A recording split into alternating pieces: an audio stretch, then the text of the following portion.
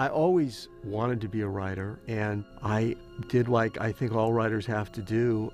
Nobody will hire them on their word, so I went into a room and started writing scripts on spec scripts. Well, a spec script is one that you're not paid to write, that you write out of love and the hope that someone will love it enough to pay you a lot for it. It is the most daring, free, and exciting form of writing you can do in Hollywood. And action! My father had been in this business. He was the producer of The Wild Bunch, and I knew this business. And movies had always attracted me tremendously. I was working on a science fiction project, and the science fiction project had a spaceship that was uncovered. I finally decided it was very unsophisticated for any alien culture to come here in what I would describe as a big tin can. And I realized that they would come by information, and that they would send a message. And then I decided that if you wanted a story, what would be exciting is that in some way the message could talk to you. So the message would be instructions to make something that could speak to you. And as I wasn't very fond of machines at that time, I wanted it to be something biological. And I decided that they would send you instructions to make a creature.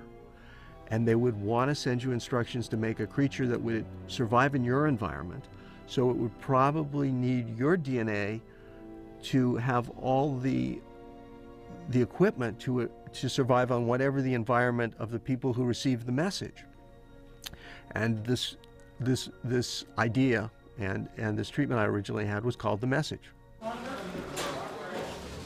I spent a tremendous amount of time with scientists at UCLA researching and also researching them as characters.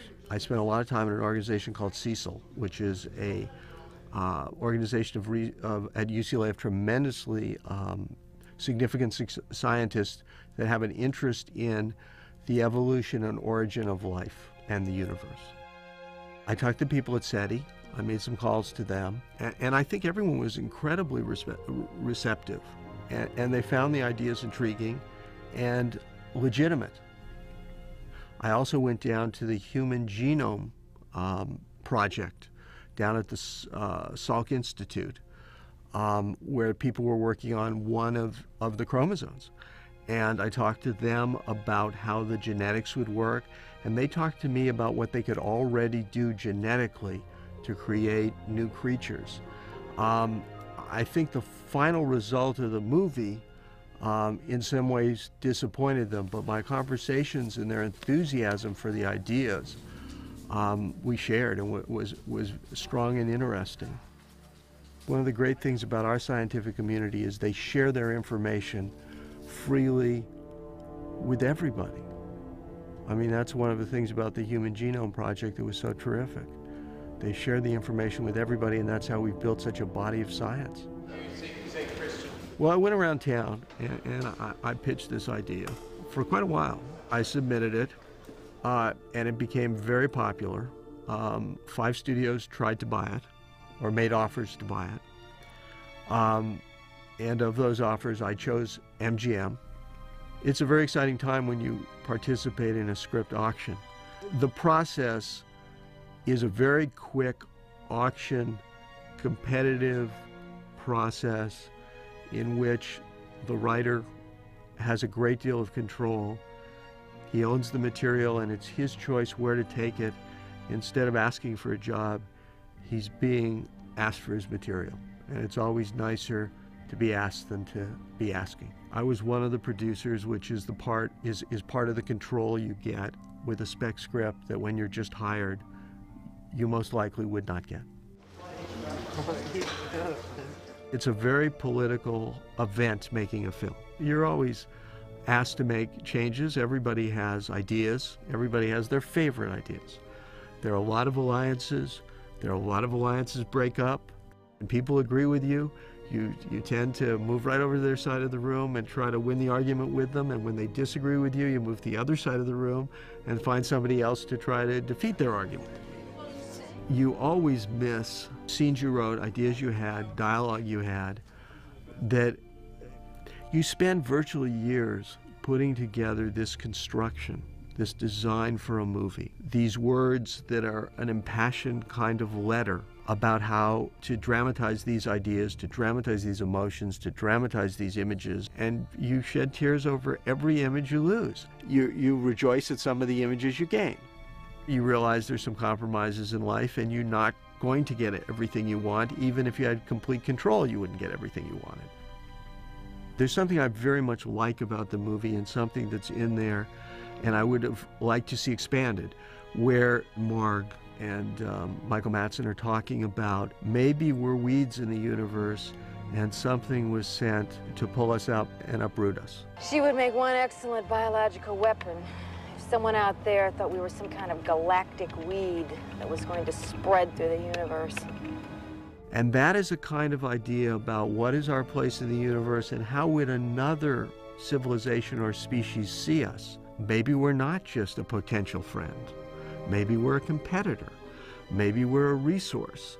And the other idea that I liked very much that I would have liked to have seen emphasized is Natasha has this existential situation. She doesn't know where she came. She doesn't know why she's here. She doesn't know really, except instinctually, what she's supposed to do. What it appears she's supposed to do is to outbreed us, to create a new species on Earth that just outbreeds us. Where's a good place to find a man? When we first saw the film, it had some problems with its ending, and those were reshot a couple or 3 times.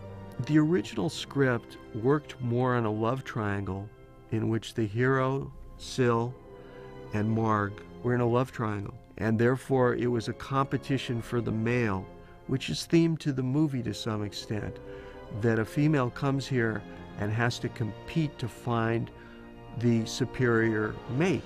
That ending was more bittersweet and involved some things that people thought was not the best solution, although I liked it. In consequence, we searched more for the ending, and the ending needed to be full, and the ending needed to be adequate. And so we wrote an ending in which there was a child. A child was actually born. In the initial script, no child was born. And I came up with this idea that it ate the rat, which was an indication that it was, again, looked innocent, but was incredibly dangerous. It was the predator, not the prey. When I saw the film, I, of course, mourned for the things I had lost and rejoiced in the things that I had succeeded in and gained. This is why I'm willing to write spec scripts and take the risk, is because you go on a quest to find the answers to some of your life questions. And when you at the end succeed, sometimes you decide you're still undecided, but sometimes you resolve some of your understandings and issues. And I learned a lot about mating, sexuality, biology, and my place in the life cycle and reproduction cycle from species. And in consequence, I carry the success of that quest with me, and it answers questions for me. It brings up new questions, and I look back on it and think about it. And that is what I see a movie, a screenplay, a book. They're a mechanism, a machine for thinking and feeling and experiencing.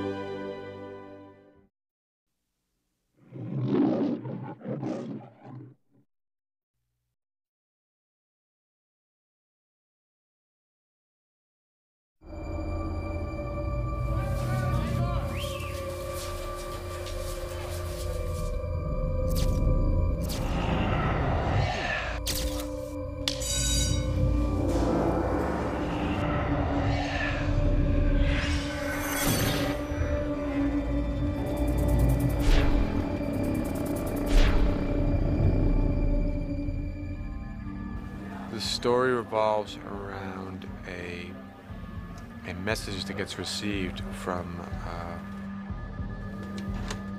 another world. I think I was attracted to the whole SETI project. You know, the SETI project is a project I believe that's still ongoing, which was search for extraterrestrial intelligence. Anybody looking through a telescope at night really is automatically humbled. And we are seeing but a glimpse of what is there. I was working on a science fiction project, and the science fiction project had a spaceship that was uncovered. It seemed to me unlikely that a spaceship could actually come here. I heard in some kind of scientific report that the distances were so amazing and phenomenal between the galaxies, between the stars, that you couldn't have a spaceship. So I wondered how we might have someday have contact. And I realized that they would come by information, and that they would send a message. The concept being a large idea of, you know, a strand of alien DNA getting received via some satellite message and having us combine it with an aspect of our own DNA. It's not truly an alien. It's based on some information that they got from a transmission that was sent to Arecibo, and they created it based on how to renovate our own DNA to create a combination that would be theirs. And they would want to send you instructions to make a creature that would survive in your environment. So it would probably need your DNA to have all the equipment to survive on whatever the environment of the people who received the message. So that's kind of the genesis of the idea for this movie. When you embark on a science fiction film, you're playing with colossal ideas. You're juggling boulders. When this project came along, my own sort of interest in science and science fiction sort of collided, and I said yes to it. Okay, well, here we just saw the girl. I've always been attracted to science fiction films, but there was a particular quality to this one, I guess, that interested me, and that was that it's, I think, in my mind anyway, it's a thriller as well as a science fiction picture. I guess we all must be here for the same reason. There's not a lot of science fiction material out there. It's not like there's a lot of science fiction scripts that are floating around that are being offered to people. I mean, I'd like to do more of it. Stephen Arden, the Harvard Anthropology Department, expert in cross-cultural behavior. I've always been interested in kind of things in this area. If it's done right, it can be really entertaining, and if it's done wrong, it can be horrifying. I've never really liked science fiction. It gives me nightmares. That's probably the reason that my parents aren't going to let me see this. They'll only let me see the part that I'm in. 15, take 10. Mark.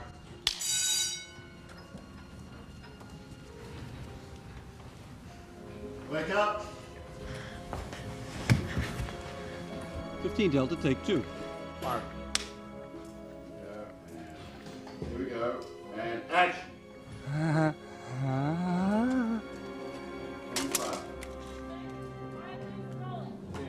15, Foxtrot, take 2, wild, 21.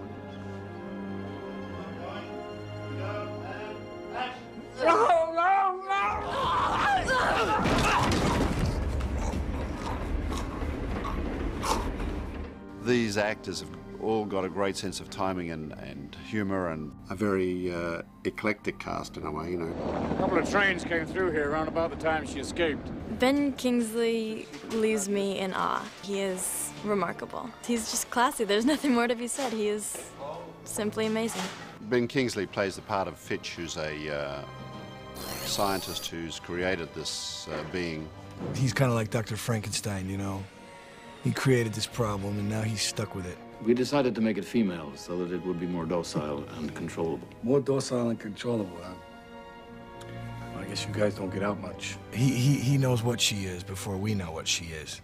So, he knows what we're looking for when we don't.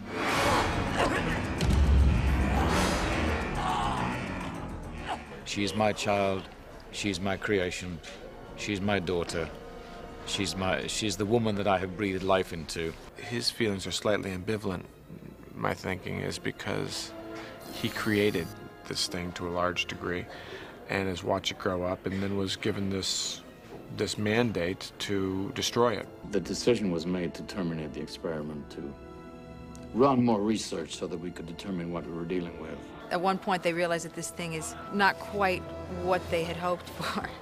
In other words, they can't control what's going to happen to her. So they decide to exterminate her, or just end the whole project. And also, what I like, if we have the opportunity, I'd like to privately share grief with the camera, so that when Dan says, it really tore you up to kill her, I can look at him and say, I don't know. Right. Yeah. Go into complete denial. Yeah. Well, what I was sort of thinking about doing was like, you know, take you away from here, and then we take you on to sort of looking here at a monitor. And this is baby. And then, you know, and then she breaks out.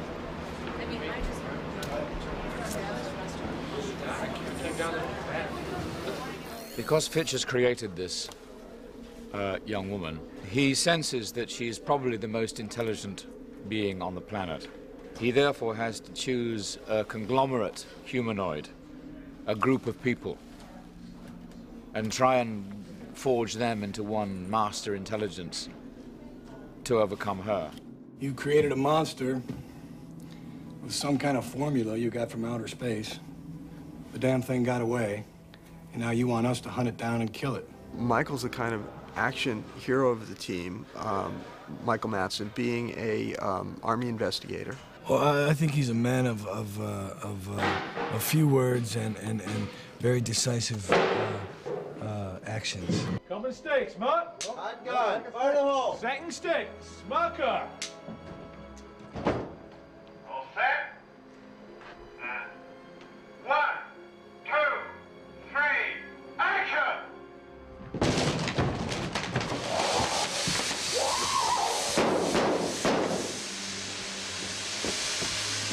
I was very happy when Roger suggested Michael Madsen. I've always liked his work. Being involved with some of those Tarantino movies, you know, has a sort of another persona about him. I did it for Roger because we made The Getaway together, and we had such a good collaboration that I think that he took me seriously, which I didn't realize until I got the script for Species. What am I feeling right now? You want to believe that nothing affects you, that you're not afraid of anything. Forrest has a special ability to feel what others feel and feel very clearly what he feels without a lot of intellectual or other kind of baggage that gets in the way. My character, in a way, is an outcast too. Not in the group, because in the group we're all trying to work together, even though we're very separate. But in his life, because he perceives the world in a very different way than a lot of other people do. So he understands where she's coming from in some ways. I really like Forrest Whitaker. I think he's a very talented guy, and very underestimated talent. Her eyes are in front. Her eyes are in front so she can judge the distance to her prey. I play a character named Laura Baker. Officially, I'm a molecular biologist. I've been brought on the team as a specialist to theorize about what, biologically, the species, Syl, what her next move might be, or why she did what she did. And here we go, and action!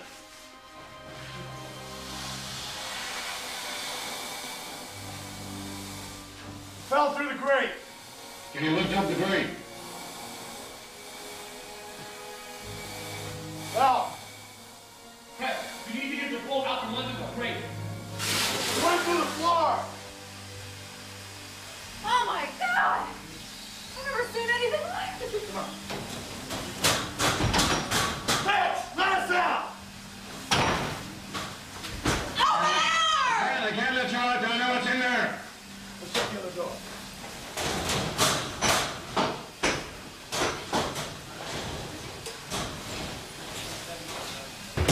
Open up the door!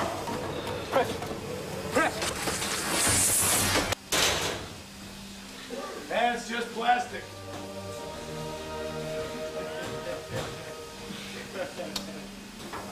My character's called Dr. Arden, and he's a a Harvard professor in comparative anthropology. And he's brought into the team because of his skill in sort of working out exactly what the possible parameters are of how this species may develop. This human life form could be a mask. If we could see it without the camouflage... You're right. Then at least we'd know what we were dealing with. Alfred Molina is a great actor, just brilliant. He's in fact so chameleon-like and such a good actor, he doesn't have the reputation he deserves. Alfred Molina has gone on to do some wonderful work. And I just saw Alfred recently in London. And he looks real good, and he's a nice man, good guy. First of all, I want some sort of bang, bang, bang, okay, to get Mike's attention, okay? And then I want the thing to be... This isn't a trick or anything. The characters in the film are very distinct. Camaraderie is sort of, I think, not really what they are. I think they start off as sort of a team, but they become more adversarial in a way as the story unfolds. Except they sort of form their alliances and have a sort of grudging respect for each other, I suppose. We go, and action. What's happening? Kills a girl at the club, comes home with this guy, kills him. I mean, we get to know each other quite quickly, just out of necessity, because, you know, there's something far more important than niceties or, you know, social graces or anything like that. Did something to her. She was angry. She'll kill anything that threatens her. She'll kill anyone that gets in her way. Gets in her way of what? Her life cycle. I think she's trying to mate. I think the group gains some harmony as we start to gain respect for each other. But initially, when we first come together, I think that we were all trying to figure each other out. May I have your attention, please? Welcome to Los Angeles, California. This is the terminal stop for the Desert Star. And then, of course, we needed a cell.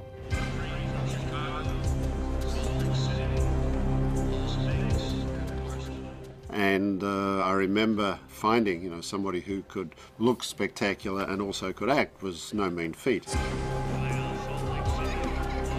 Went in, I met with casting director, and it was a process, though. Getting this film was not easy. It was a long process. It went on for months. It stretched out for a long time. We looked at rooms full of young women who, you know, either didn't look good enough or couldn't act well enough. And then I remember we went to New York and I said, well, listen, you know, we've got to start looking at models and people like this, people who really haven't got any experience, but maybe, just maybe, we'll find somebody who has some real talent that, you know, I can take a gamble on. And along came Natasha. Met in New York, met the casting director, they called me back.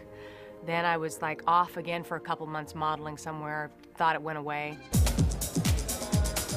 They called me in Italy and they said they want you to go to LA, so I flew out to LA to do a screen test. I met with Roger, I met with Frank Mancuso Jr.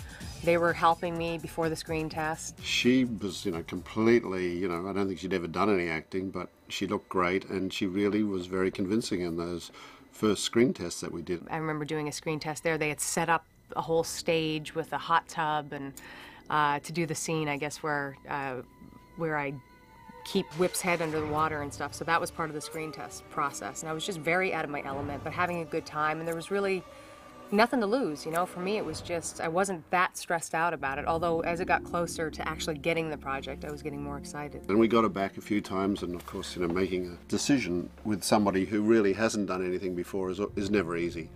But, you know, in the end, we said, yeah, she can do it. 15, take 10. Mark. Excuse me?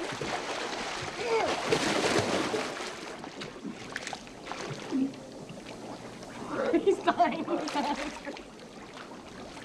I flew back to New York. I found out I got the movie. I decided to pack up my stuff, and that was it. That was the end of modeling for me. I'm like, yes, my out. This is where I'm going. Well, I prepared for the role, first of all, by moving to Los Angeles, because I was living in New York when I got the film. And also, just, it was kind of a different mindset in the sense that for 6 years I've been working and people have been working with me for the way that I look, and now I've got to kind of contribute something and be something and get into a character. She's a beautiful girl and she's very talented, and I thought she was great in that part. I don't know how many girls could have got away with playing that, really. And it was one of her first roles. I mean, you know, she to get something like that right out of the box. I mean, I thought she did a pretty good job. She could do it for a number of reasons. She could act, she looked great, and she was also prepared to, you know, face the nudity that was required for the movie. And those three things, I think, came together to, make it so that, I was more than happy to make the film with her. They told me pretty much when I got the role that there was going to be nudity. I mean, as soon as we started negotiating the contract, that was part of it. Honestly, it didn't strike me as odd. I thought it was fitting. I mean, was she going to come out of this cocoon with clothes? I don't know. It made sense.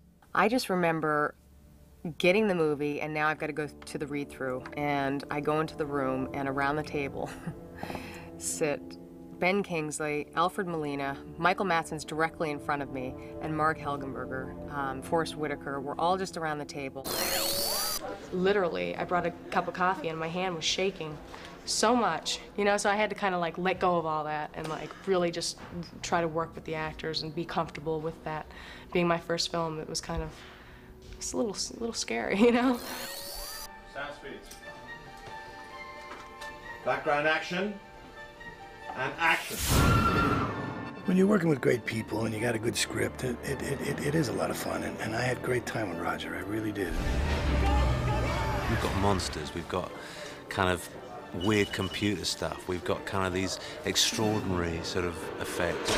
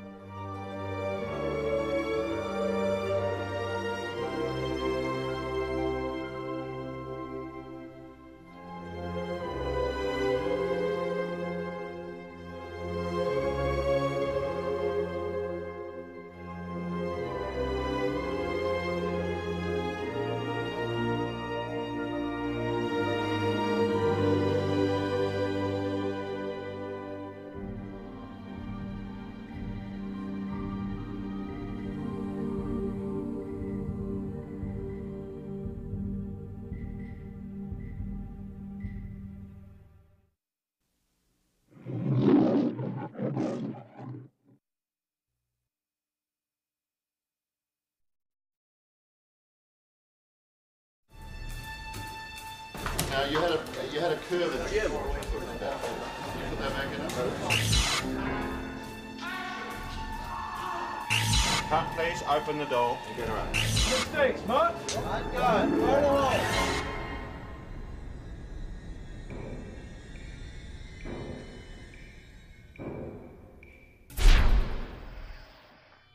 This was a picture that I really wanted to do, and I waited for because I came out of doing science fiction pictures.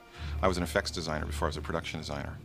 So I have a special love for science fiction, and I collect science fiction and comic books and stuff, and I'd really been waiting to do a big action, adventure, monster movie like this. I think that when you start a movie, everybody has a level of expectation as to what it's supposed to look like and what it's supposed to feel like. I like to have the production designer involved as soon as you can have him involved, because in my experience the production designer has a big impact on how a show works, and John did have a big contribution to this film. Well, the first thing is to try and get a sense of what the picture the director wants to make. So often what I'll do is I'll look at a lot of movies the director's done before. This particular director, Roger Donaldson, likes Steadicam. So you think in terms of making sets that you can really move through that are very dimensional. This is not a guy who really likes static compositions. He likes to walk through things. But maybe get them to sort of give us if we get a little bit of sort of sideways stuff, so we see that, and then counter a little bit here to get down there. They can be starting to close those doors. I like to move the camera a lot. I like to sort of make the audience feel like they're really involved in it and part of it. The moving camera is something that the audience has become very much more familiar with. They expect the camera to be taken where they want to be. Creating things where he can really run wild. That's really been the fun of this.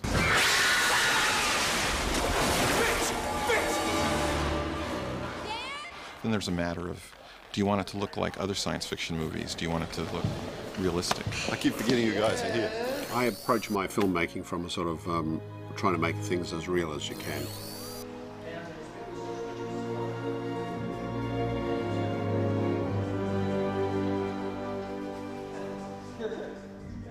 He felt that the effects and that the monster and the rest of those things would be much more startling if the world was a real world. I wanted it to not feel like, you know, these were sets that were created, but to feel that they were real sets. I wanted it to feel like the movie takes place on the streets of Los Angeles. So we've tried to make our hardware and those things seem real and seem not outlandishly futuristic. You know, I didn't want it to feel sort of as though it happened on a movie studio. Well, this is the classic production designer dilemma, is the job is to make things look real. You don't want to break the audience away from the experience of what they're having. From a design point of view, what's really fun to do in this were the two laboratories. We start out with a very high-tech white room with a kind of a very dark sort of cube with this, the girl is inside of. Well, in the first part of the movie, we find her in like a glass enclosure where she's being studied by scientists. Right, everybody. And action!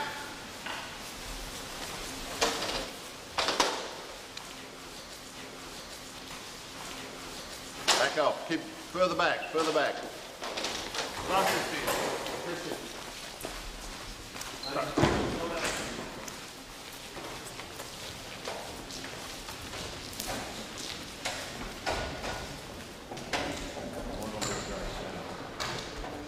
Well, it starts out that I'm in the glass enclosure, and these two guys hook up cyanide canisters to some kind of a funnel that flows into the enclosure, and the gas starts pouring in, and I get freaked out. We wanted a laboratory that felt like something that could be real, that could be, that's horrible and creepy because it's like an isolation chamber or almost like a diving bell that's being locked inside of it.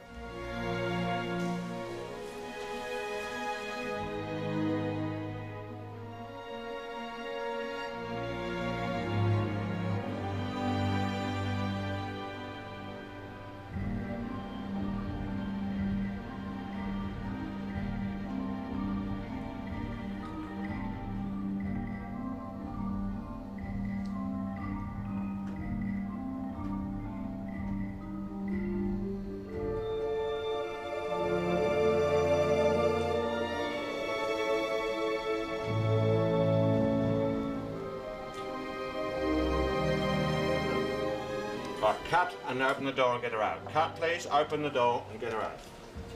Thank you. Tell her cut, she can hear.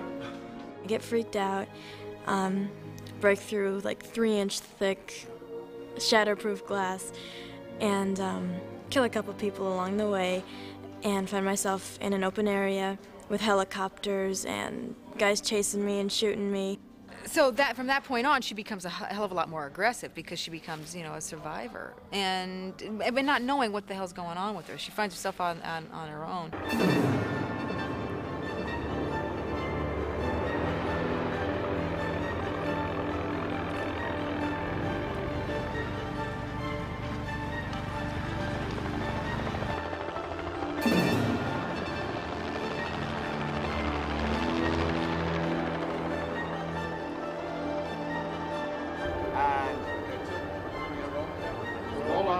And action!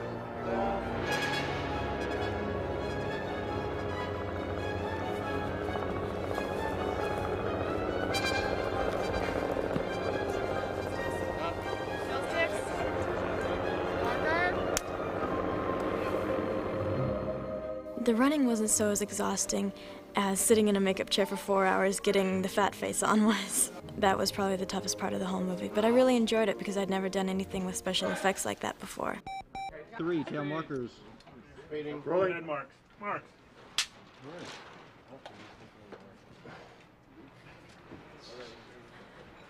Here we go, action.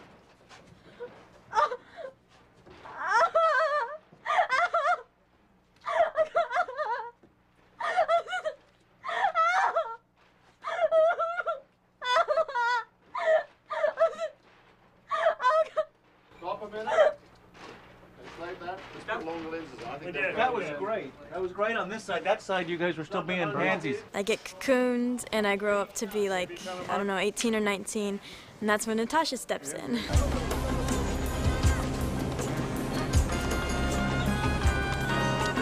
For me, the best part of making the switch from modeling to acting is doing something every day that you're afraid of, that you fear.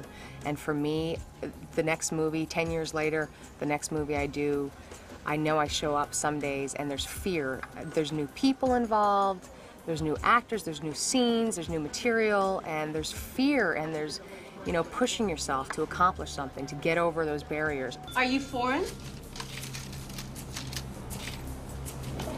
Do you speak English? Yes.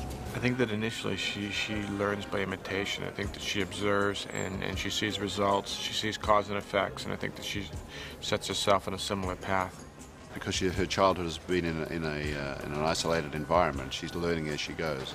You think about the fact of this person who's like experiencing the world for the first time, a grown adult who, like, every time they taste something it's new, every time they see something it's new, every time they touch something it's new. Oh, she picks up various things like the credit card. She sees within, like, in a little mini mart, she sees a woman using a credit card. And then she sees on a TV commercial a girl changing her hair color. And that's where she gets the idea later on in the movie to become a brunette. I always learn. You learn from doing. I mean, I personally learn from doing. I learn from being on the set. I learn from watching other actors. I learn from different techniques and talking to other actors. And so for me, that's where I learn the most. However, I've got to see what the well, it matches the other shot better. But my problem is now, is she looking? I like to look when she chopped the thumb off. Well, when she chopped her thumb off in this shot. No, the close-ups I did of her. Directors, you know, have a lot going on. So you spend a lot more time with the actors on the downtime, waiting for shots to be set up to actually, you know, get into full discussions about that kind of stuff. I'm just kidding, Mark. You treating me like shit. You are so abusive, Tess. Well, I mean, I guess we could. I'm feeling upset to look.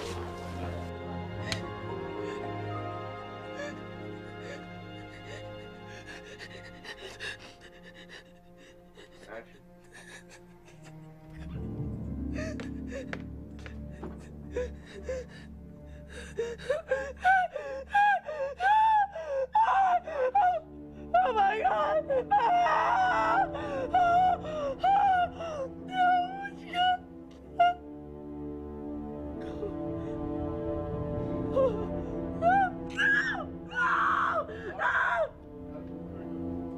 Sabine is fresh and new, and she's looking at the world for the first time, and in the media, which is what controls a lot of the minds of people, and we watch that control on her in her own sensory development, you know, how she learns how to relate with people of the opposite sex and how they relate. You'll be able to see the way people exchange, you know, in their relationships, and then their sexual mating habits, you know. I think she's trying to mate, reproduce. I was reading a book on the body, and the book said, we will spend a tremendous amount of this book and time on reproduction because that is the engine of biology. And I went, that's the right motive. That's the second half of this movie. Roll, please.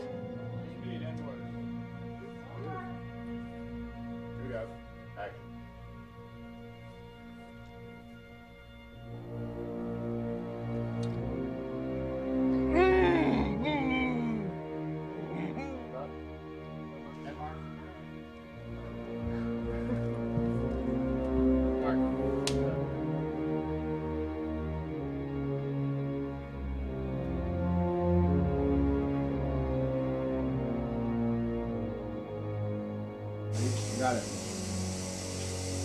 What, Mark? Yes, here we go. Action! We realize that she's on a process of accelerated natural selection.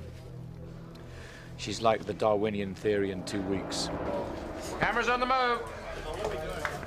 This is roll 230, species of GMUA, the 19th of October, 94, 15 IPS, 2 track, 30 frame, reference -A1K1. Since this is so vital to the survival of the species and an individual, that genetically it has been developed that certain species can smell unhealthy other species, even genetically unhealthy ones. All right, maybe she rejected him. She probably has some special kind of senses. Rats can sense diseased or genetic damage in their potential mates, so we can test his body for any hereditary diseases, any defects that would have made him a loser, essentially. I'd say she fits the classic definition of a psychopath. Nothing to inhibit her. No moral sense, no social structure. She wasn't exactly smothered with a mother's love or talker manners, you know what I mean? I asked what was happening. Did something to her, she was straight. I think she mostly responds to the predatory sexual nature of man. And when they become too aggressive or sexually predatory or aren't useful to her, she acts like an animal. I don't think that's really surprising to me. I mean, she is a woman after all. So whatever she can use, I'm sure she's going to use, you know? I don't think it's any great revelation or anything. If anything, it probably just makes her a little bit more dangerous. Because there's a lot of guys out there looking to get laid. And, you know, she's very willing. She's over there right now.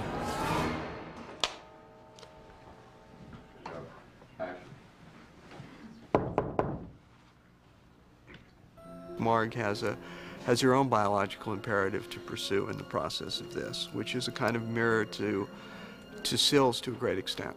And we humans have our own biological imperative, and she and Michael do too. Margaret? Sir.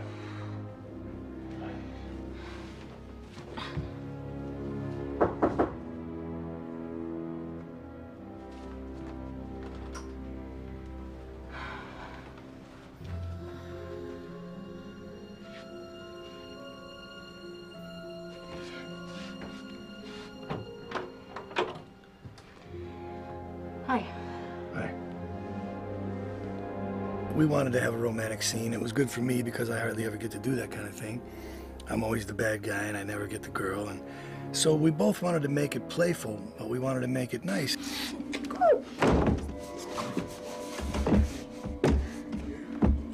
So we just kind of made it up on the spot and just kind of fooled around, and Roger let us do it. And you know, he would laugh at certain things. Should I show my butt in that scene? I get out of bed and pull my pants up. That was my idea. I wanted to show my butt. They didn't show it long enough. What's the problem, Dad? I just got this terrible feeling. I just got this strange thought. You know, I got this image of Silver on.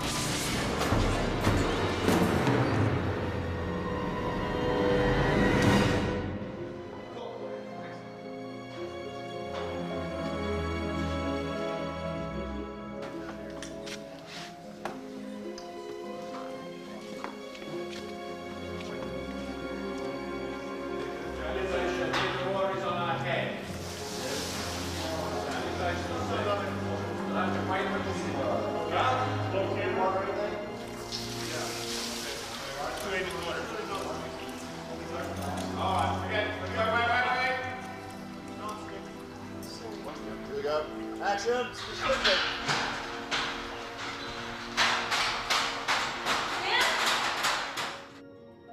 This is our sewer set. A lot of this is prefabricated in the mill. All the ribs are all cut. The ribs can all be cut individually.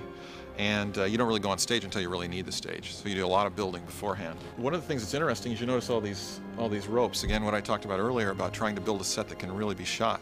This is all designed so you can pull off either side of it, and you can pull off, there's a long strip down the middle of each tube, so that anything can be lifted off. This big room here opens like a picnic basket. So each those two wings can come up so that we can get light in it wherever the director wants to go. He can again really run wild in this set. The highest point you can see right here is actually a duplicate of a basement that was in the Biltmore Hotel. We ran all through the basement of the Biltmore running wild with smoke, and we actually had to paint it down. The basement of the Biltmore is beautiful. We made it look incredibly funky and dirty, and we ended by measuring their room and duplicating it on stage here. What happens in this room is that our heroes are chasing the monster, and they go through several metal doors that she's just burst through, and they finally come down to the lowest level of the basement, and there's a manhole cover that's been flung to one side. It goes into a tiny little tube, and they have to climb down through this tube, and you can see that the tube leads you downward and then into a sort of a transverse tube. We should go inside. Okay, let's follow you inside. Okay, come around here.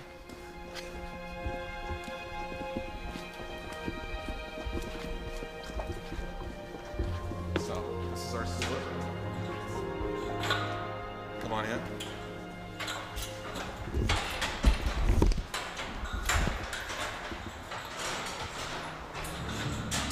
right now our sewer's a little dry.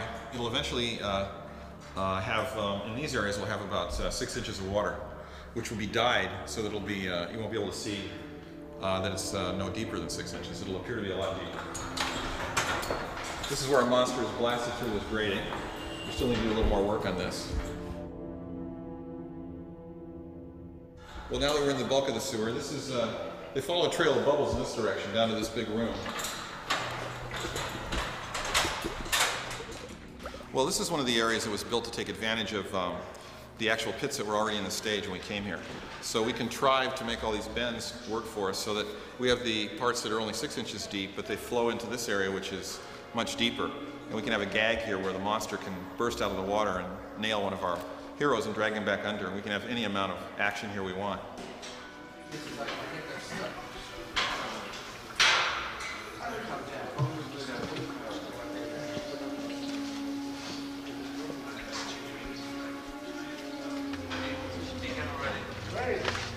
Okay, stand by. Here we go. Shooting. No problem.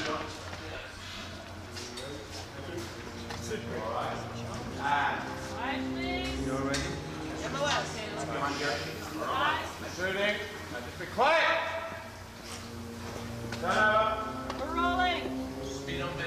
Rolling quietly. Here we go. And action. See that? Help him up. We'll help them up. Coming through. Draw him up. No sound. Load it up again, Kenny.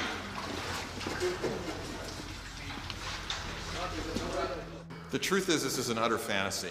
The sewers of LA are not this big. I mean, in this case, we're much more inspired by, say, The Third Man, you know, something like that. There are some big tunnels under Los Angeles where they say you find cars and stuff, but these are really like drainage runoffs for the river. As far as an actual sewer like this, the sewers in LA are much tighter. They do have a lot of things growing in them like this. Okay, all right, stand by for the picture. Are we good on the oscillation, everything for you, Grant Peter? Okay, can we get Ben into the water, please? Don't put up, no water. Beauty. Push it back into the